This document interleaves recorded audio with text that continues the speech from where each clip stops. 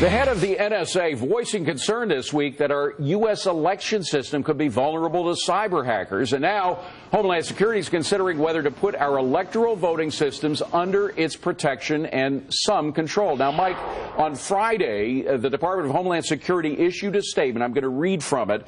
The Department of Homeland Security stands ready to assist state and local election officials in protecting their systems. It's important to emphasize what DHS assistance does not entail.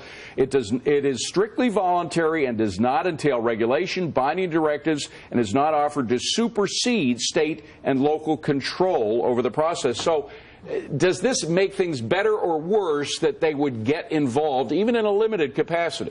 Terrible, David. It would be a complete power grab. When the Secretary of State of Louisiana asked the head of DHS several weeks ago whether or not there was any credible evidence at all of a potential cyber attack, the head of DHS said no. So why would they do this? Because they want to take over local elections so they could do the same thing with elections that they had the IRS do by going after conservative groups. Well, that's certainly true, and we can talk about that in a moment. But, Bruce, they say that they're not going to supersede local authority. That has been said by a lot of federal agencies that eventually do supersede local authority. So does it concern you?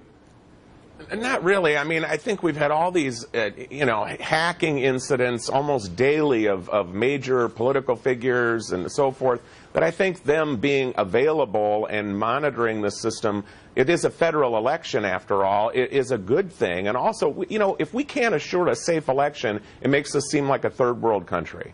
Steve, what do you think? Well, in terms of integrity of elections, how about voter ID, which the Democrats in Washington vociferously fight against? And how about cleaning the voting rolls on the local level of all the dead voters? Talk about immortality.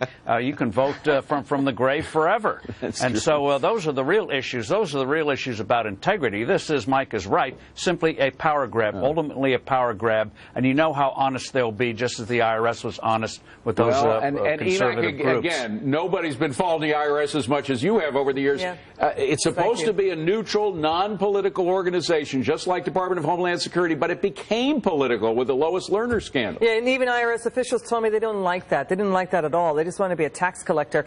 And also, on top of this, you don't want like the TSA or a Postal Service type entity governing elections because of incompetence. I think it's constitutional. It's an unconstitutional overreach. Basically, the states are already going to the FBI and to Homeland Security for help. They're doing it already. And the director of the NSA has said, he likes that it's disparate. He likes that it's not connected because that means it's tougher to hack. I understand there are problems. We don't want Russia in here hacking. That's really bad. We don't want Russia in here. And again, John Tamny, the DHS insists they are not going to supersede local authority. Do you believe them? No, and I don't get the connection. I don't see why we would empower the DHS to somehow make our elections more safe, and I think we're also mistaking symptom for the real problem.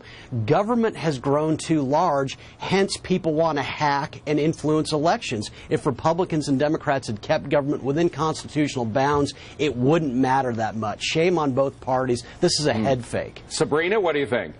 Yeah, well, here's a number, David, 19%. That is the number of percent of Americans that trust government today. I don't think that most voters would be inclined to put any more power and control of government when it comes to their voting rights. And I'm with John here. Let's rein in the progressive state, and then we won't have to worry about this. And, Mike, the whole election, or at least a part of it, is all about the federal control of our lives. That's right. And there's too much of it.